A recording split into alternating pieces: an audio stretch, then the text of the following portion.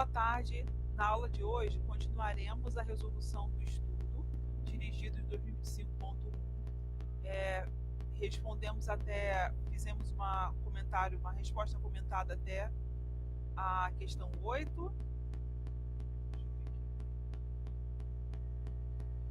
Agora a gente vai... Não, a gente fez até a 7, né? A 8 você começou a introduzir, depois parou. Ah, sim. Fizemos até a 8, verdade.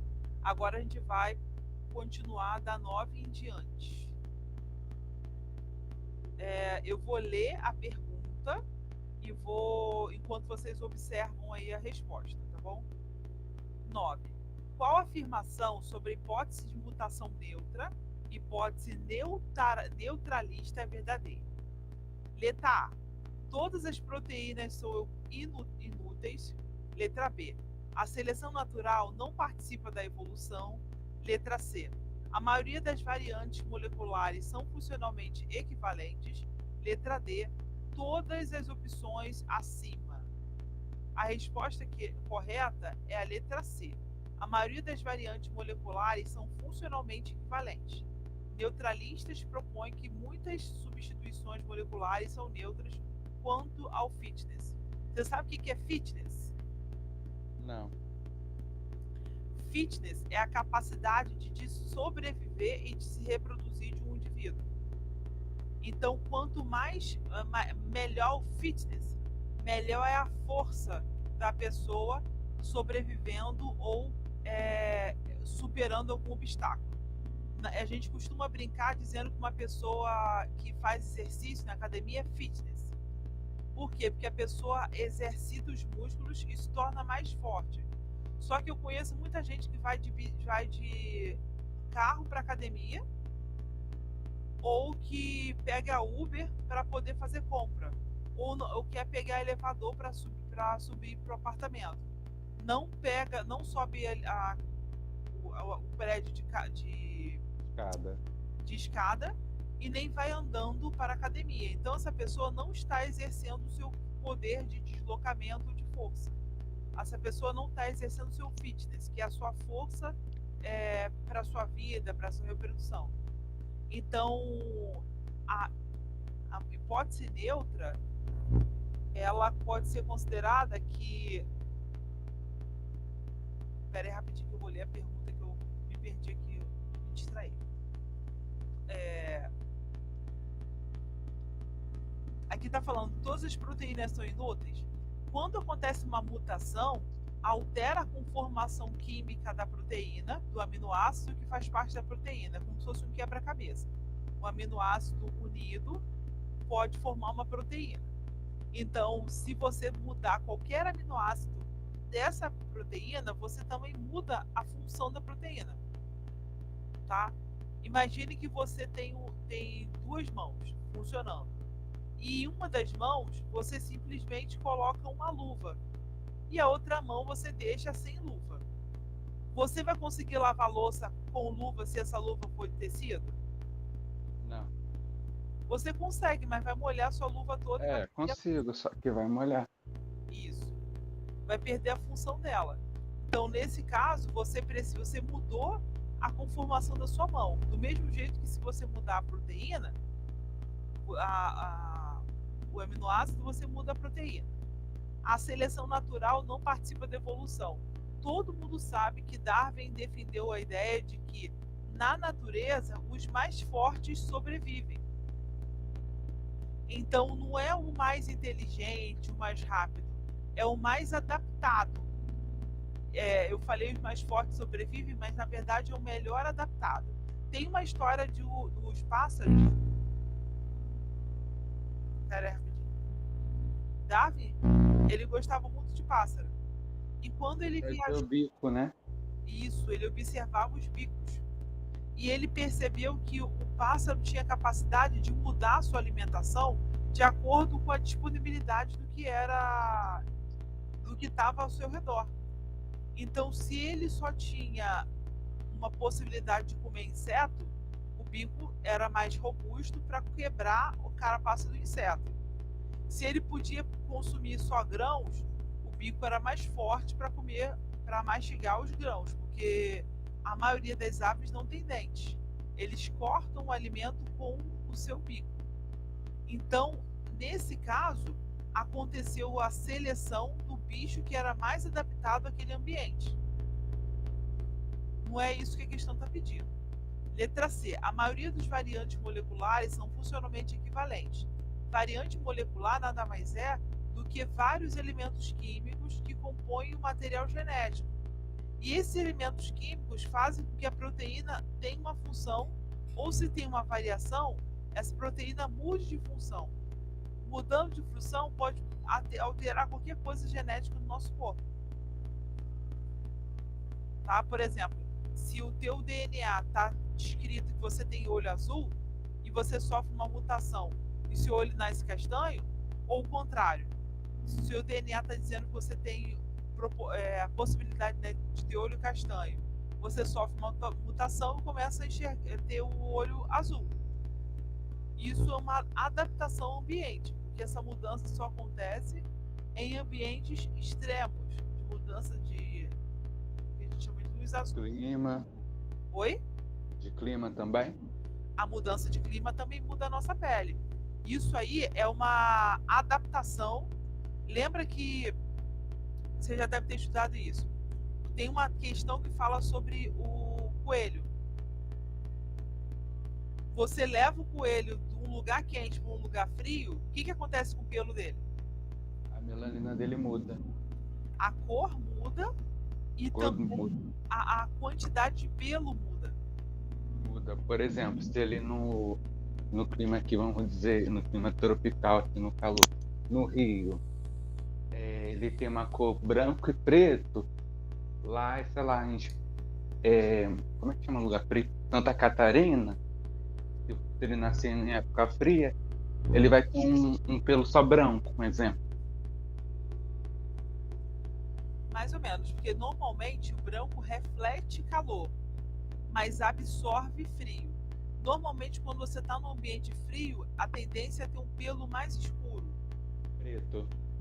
Ou preto, acinzentado, Eu pensei marrom. em preto na hora, mas eu fiquei em dúvida. Isso. Quando você está num ambiente escuro ou frio, principalmente em ambiente frio, o ideal é usar uma roupa mais escura, porque a roupa mais escura retém calor. E esse princípio também se adapta, se aplica à pelagem animal. Eu só não entendo muito bem por que lá no ambiente frio a maioria das pessoas tem cabelo louro. Mas eu acho que o cabelo louro deve reter mais calor para a cabeça. Quem tem cabelo crespo tem espaço para arejar. Então, por exemplo, eu tenho uma amiga que é indígena, o cabelo dela é muito liso e pesado. Por quê? Porque ela é da Colômbia. Colômbia não, minto, Bolívia. E lá na Bolívia é um país bem frio, porque ele é alto, né? Então o cabelo das pessoas as pessoas que conseguiram viver lá eram as pessoas que tinham cabelo que conseguia reter calor na cabeça. Deu para entender mais ou menos? Que uma mudança externa pode alterar uma mudança interna no nosso corpo. Porque isso é uma seleção natural. Quem consegue se adaptar melhor ao ambiente consegue sobreviver, deixar descendentes férteis e dominar aquele ambiente. Agora, quem não consegue desenvolver se adaptar àquele ambiente simplesmente morre. Porque não consegue se alimentar, não consegue reproduzir, então não deixa descendente. Aquele gene se dissipa no ambiente. Então está falando sobre a hipótese de mutação neutra, que quer dizer uma mutação que não faz efeito, o que não existe, né?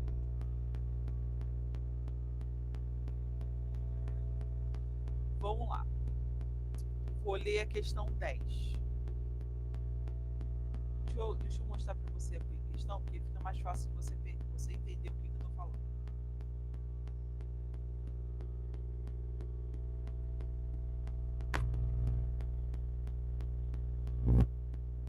Vamos lá.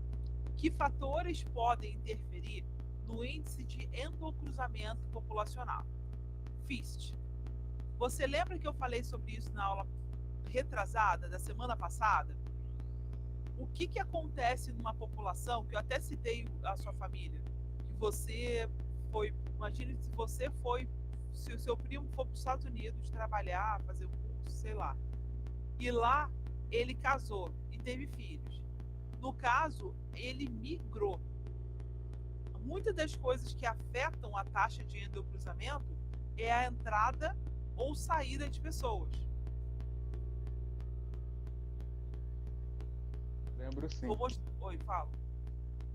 Lembro que você estava falando sobre cruzamento de parentesco, que meu primo foi lá Isso, pro isso. Estados, um exemplo, Estados Unidos, e casou, e aí teve uma nova cruzamento de de população, lembro.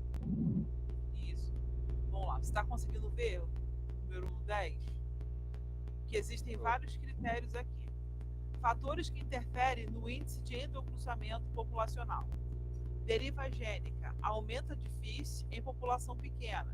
Migração ou gene flow, diminuição de FIS. Seleção local, pode aumentar o FIS em loci sob seleção divergente. Mutação, aumenta a diversidade, efeito sobre FIS depende das taxas. Tamanho efetivo da população, estrutura da população, subdivisão, barreira, tempo e desde a separação. O que está querendo dizer? Deriva gênica é quando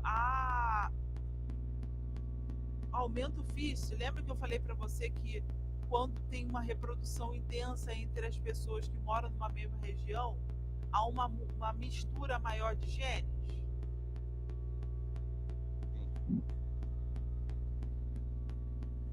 Lembra disso? Lembro. Agora, quando tem muita migração, quando não tem muita migração, as pessoas vão se reproduzir entre si. No caso, seu primo foi para os Estados Unidos, ele vai se reproduzir com uma outra pessoa lá. Agora, você, se não sair do país, não sair do município que você mora, nem sair da região metropolitana, você vai acabar tendo um relacionamento amoroso com alguém daqui. Você não vai sair, entendeu? Então, você aumentou a taxa de endocruzamento se você vier a ter filhos, né? Porque nem todo mundo tem. Mas se você vier a ter filhos biológicos, você vai aumentar a taxa de endocruzamento. Mas se você viajar para outro local e resolver casar com alguém em outro local, e se você quiser ter filhos nesse outro local, aí você realizou uma migração. Você saiu do ambiente que você estava e foi morar em outro.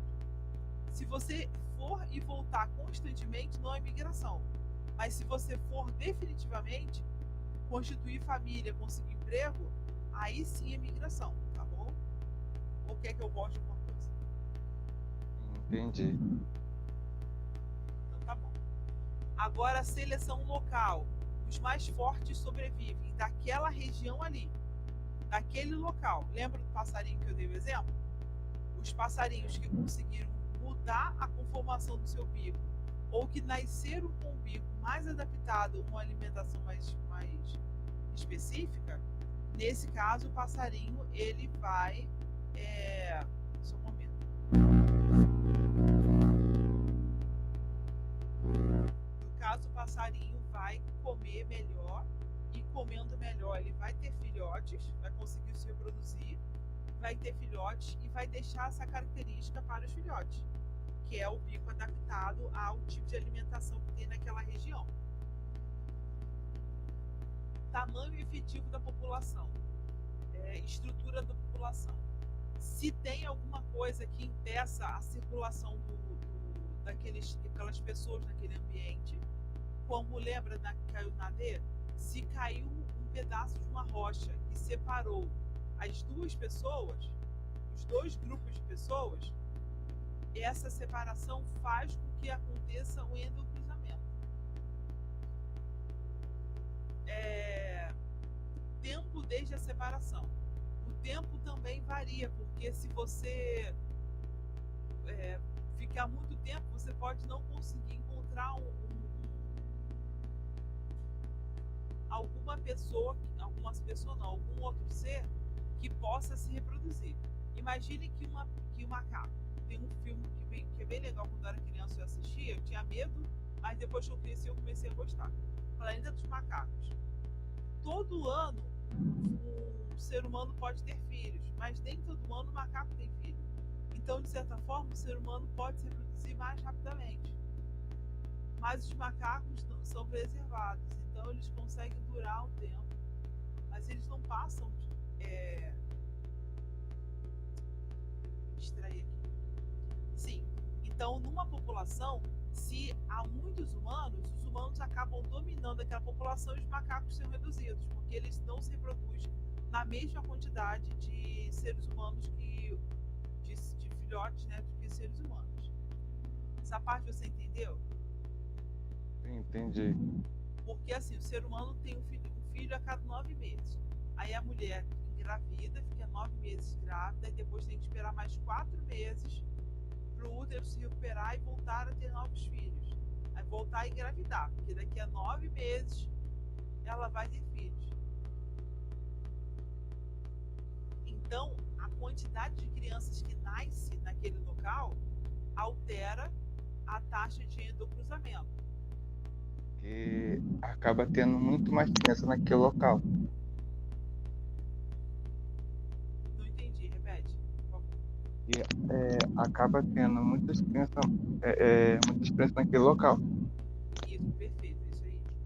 Quando você aumenta a população de dentro para fora, você faz uma mudança também. Agora, por excesso de nascimento. Tá? Agora vamos lá. Número 11. Explique. Agora que eu fui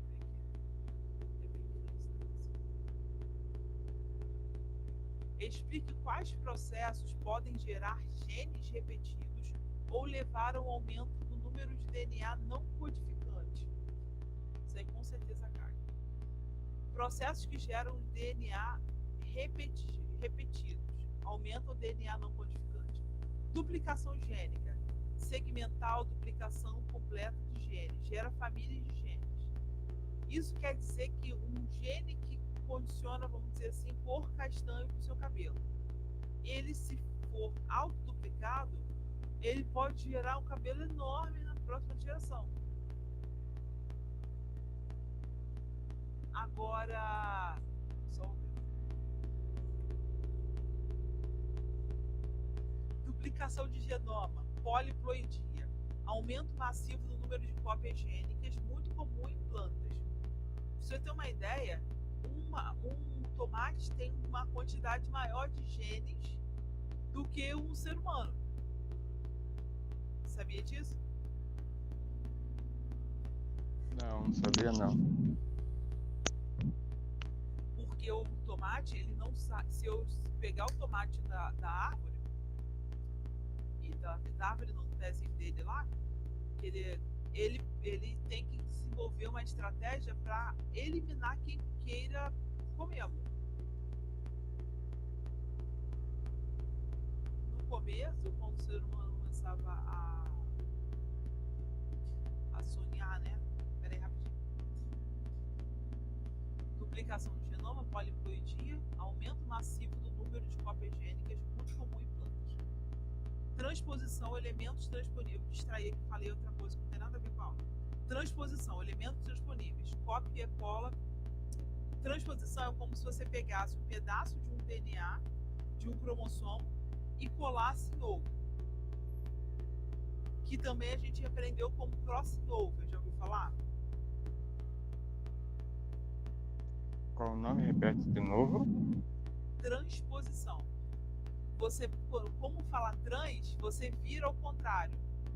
É como se acima ficasse A e abaixo ficasse B. Aí virando ao contrário, o B fica em cima e o A fica embaixo. Então você mudando a posição do cromossomo, ele se desloca, ele é retirado do cromossomo mesmo, um pedacinho desse cromossomo é retirado, então ele é colocado na posição diferente, em outro cromossomo. ao invés de ser número 1, vai ser um pedaço um lado número 1, outro pedaço número Como fosse angina que bota ATCG, aí vai virar pro outro lado, tipo assim? angina.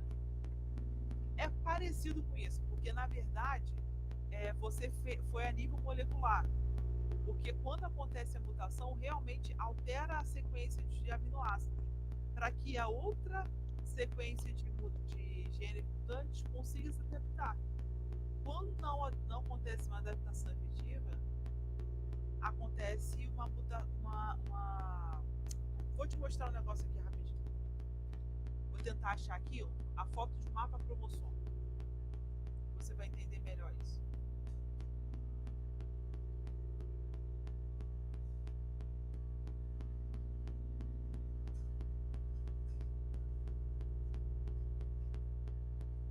Deixa eu ver aqui o mapa.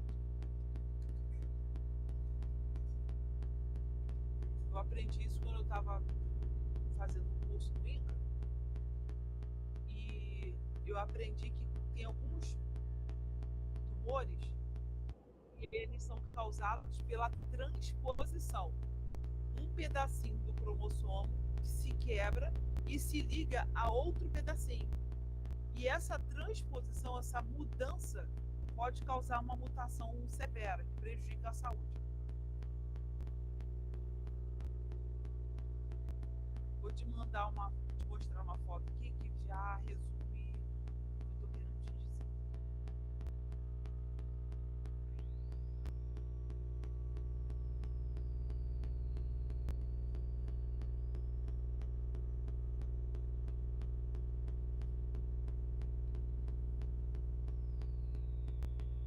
Olha só, aqui nesse cromossomo rosa aqui, ó, cadê?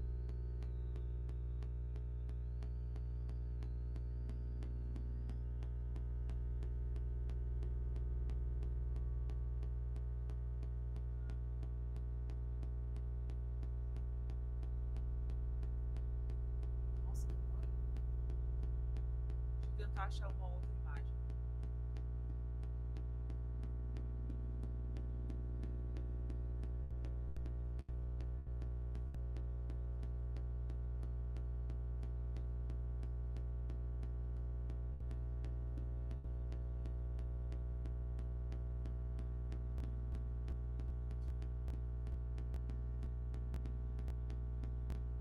Aqui do lado tem a sequência de mutações cromossômicas, mas não está dizendo o desenho. Quero um desenho. Aqui tem um outro desenho. Consegue ver? Esse que eu destaquei aqui. Tô conseguindo ver. Então, tá vendo que aqui, ó, nesse do meio, tem o cromossomo com um pedacinho, é o cromossomo azul com um pedacinho vermelho?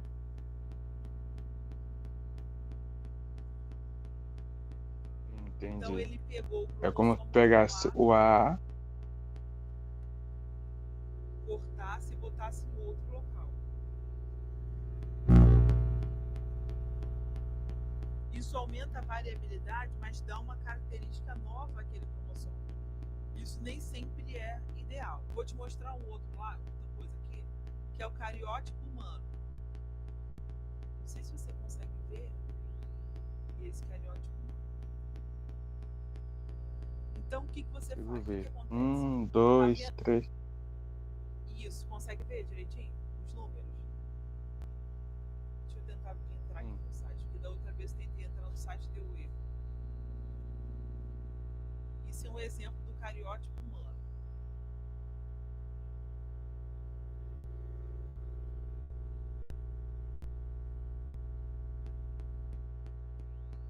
Conseguindo ver. Aí o cariótipo masculino, feminino. Isso. Estou esperando só carregar a imagem.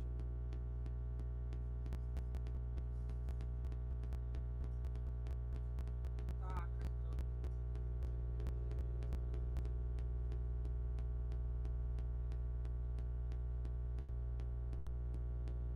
Consegui achar.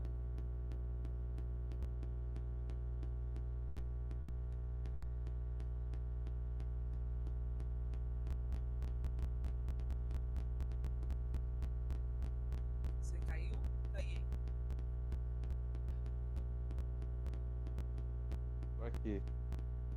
Agora eu achei que cariótipo. Tá me ouvindo? Tô ouvindo.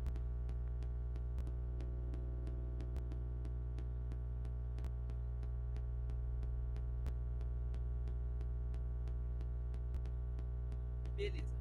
Masculino e feminino.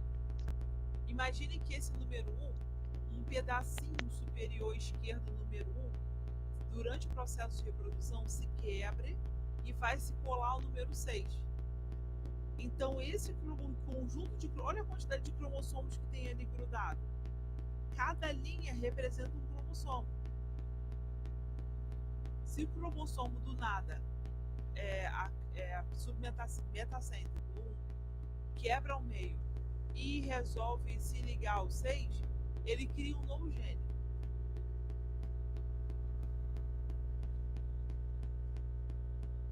Até aí tudo bem?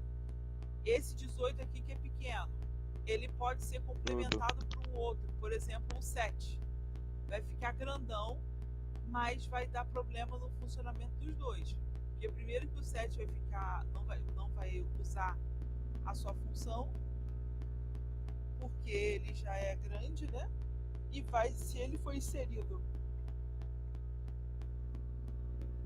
no cromossomo 18, ele vai ter uma alteração. Cada linha dessa significa um gene. Se ele não estiver no seu cromossomo de origem, o gene não se manifesta. Isso pode causar alguma doença.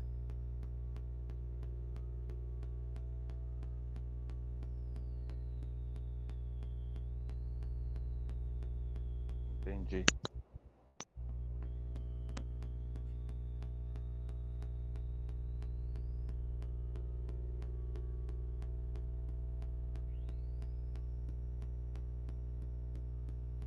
Deixa eu tentar voltar aqui.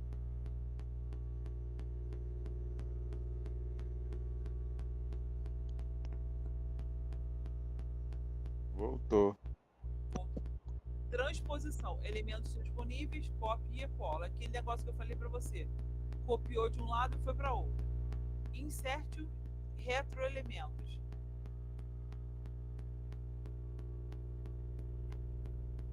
Expansão e repetição tendem a aumentar o DNA. Aumenta a parte do DNA que não vai ser usado. Consequência, cópia pode divergir e ganhar nova função, perder função, neofuncionalização e subfuncionalização, pseudogenização. Número 12. Ao longo do processo evolutivo dos cromossomos, quais os mecanismos que podem ser levados a alterarem seu número?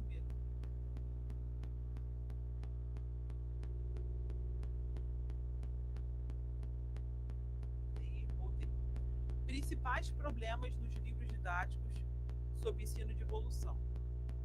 As pessoas... Peraí. Deixa eu ver. Isso. Quais os principais problemas... Eu já falei 12, não. Não, 12 já falei. Quais são os principais problemas no livro didático de ciência e biologia em relação ao ensino de evolução? Principais problemas: simplificação excessiva. As pessoas inventam coisas ou então explicam de um jeito tão simples, mas se explicasse de um jeito detalhado, funcionaria melhor. Pouca ênfase em variação genética e processo populacional. Se a gente observar populações ao longo da história da humanidade, aconteceram mudanças quando entraram um grupo novo, como foi no Brasil. A ideia do Brasil era clarear a quantidade de brancos, né?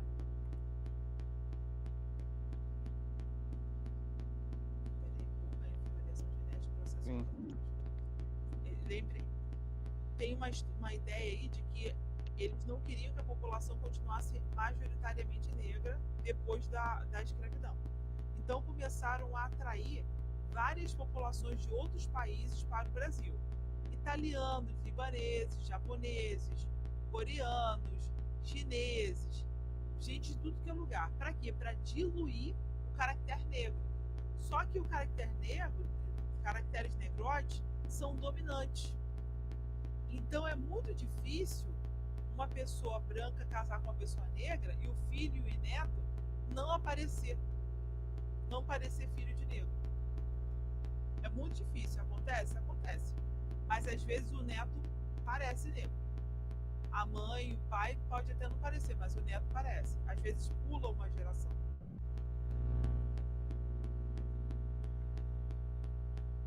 Deriva gênica, migração, seleção. Deriva é a mudança. Migração, quando você vai para um outro local, como eu falei para você, para mudar aquela população. Seleção, os mais fortes sobrevivem. Explicações teológicas e antropocêntricas. Foco em finalidade em vez de mecanismos. As pessoas costumam dizer... Você acredita que tem religiões que não acreditam em fósseis? Não sabia. Existem religiões que não acreditam em fósseis. Acham que os dinossauros não existiram.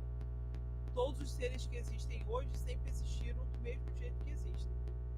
Mas a gente sabe que isso não é totalmente verdade. Os seres que vivem hoje são seres que sofreram adaptações à mudança de calor, à mudança de frio, à falta d'água ou excesso de água. Tem uma população, acho que é lá na Indonésia, Filipina, que eles trabalham pescando. Só que eles pescam sem snorkel. Eles pescam porque eles ficam muito tempo na água, então eles se adaptaram a ter uma membrana entre os dedos, igual algumas mutações que tem. A pessoa tem para facilitar a natação. E essas pessoas conseguem ficar muito tempo dentro da água, porque o oxigênio que eles respiram, eles não respiram embaixo da água, mas eles conseguem ficar muito tempo dentro da água, igual uma baleia. É uma adaptação que eles desenvolveram para aquele ambiente. Você não nasceu assim. Ao longo da evolução, ao longo do processo evolutivo, o corpo desenvolveu habilidades para sobreviver a situações extremas. A pele das pessoas mudou, a cor dos olhos mudou, o tipo de estrutura do cabelo também mudou. E não dá para você... E você só consegue observar essas mudanças por análise molecular. Isso também aconteceu com os animais. Dizem que os dinossauros não acabaram. Na verdade, se adaptaram e viraram aves. E viraram répteis. Por quê? Você imagina? Não. Os mais fortes sobrevivem. Ah, sim. Então, se só aqueles animais pequenos gastavam menos energia e conseguiram sobreviver, e os animais grandões que comiam muito não tinham comida depois. Eles não conseguiram sobreviver. Na natureza, os mais fortes sobrevivem. Então, a seleção natural é voltada para isso. E o que acontece? Quando você vai analisar os animais anteriores, você vai analisar os horizontes do solo. Vai cavar o solo e vai identificar que tem animal enterrado ali. Aí você vai estudar que tipo de animal é aquele por meio de análise molecular. Primeiro você olha a estrutura externa. Se você não conseguir identificar aquela estrutura externa, que às vezes são animais que são, por exemplo, você mora em Nova Iguaçu e uma pessoa mora em Belford Roxo. A distância entre Nova Iguaçu e Belford Roxo é pequena. Então você precisa identificar se aquele animal realmente faz parte da mesma espécie ou se tem alguma mudança. Você vai identificar isso por análise molecular, não é só olhando. Então não adianta você achar que todos os animais sempre foram assim, não foram. O mundo mudou, então os animais também mudaram para se adequar às condições. Entendi. E às vezes as pessoas usam exemplos pobres de distância pequena.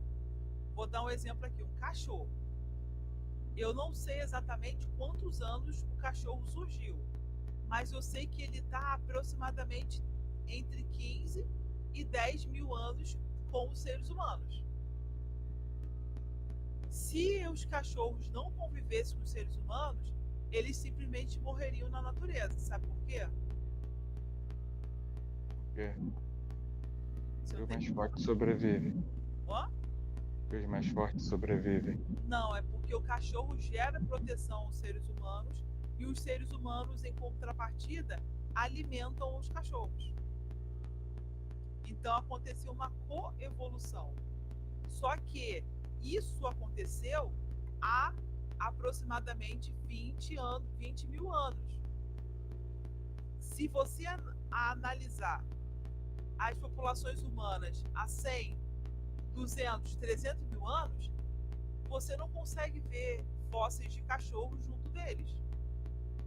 Então você tem que estipular um tempo específico. Há quanto tempo foi encontrado um fóssil de cachorro perto de ser humano? Sei lá, 20 mil anos atrás. Então, se você quer analisar a relação entre cachorros e humanos, você tem que analisar a partir dos fósseis que você encontrou. Você não pode querer analisar a partir de um fóssil muito antigo que não demonstra contato entre os seres humanos e os animais que convivem com ele. Cachorro, gato, até macaco. Abordagem que evitam controvérsias históricas ou aspectos filosóficos no conceito da espécie. Isso prejudica a compreensão crítica. Você precisa dizer quantos anos tem uma determinada amostra de animal, o que você observou pela mudança do fóssil. Por exemplo, a diferença entre um Australopithecus e o Homo habilis é pelo tamanho do corpo. E pelo tamanho do corpo, você identifica quem se alimentou melhor do que quem. Aí as pessoas falam, hoje em dia é assim? Não, hoje em dia não é assim. Porque, por exemplo, uma pessoa que tem ascendência indígena, ela tem a tendência a ser um pouquinho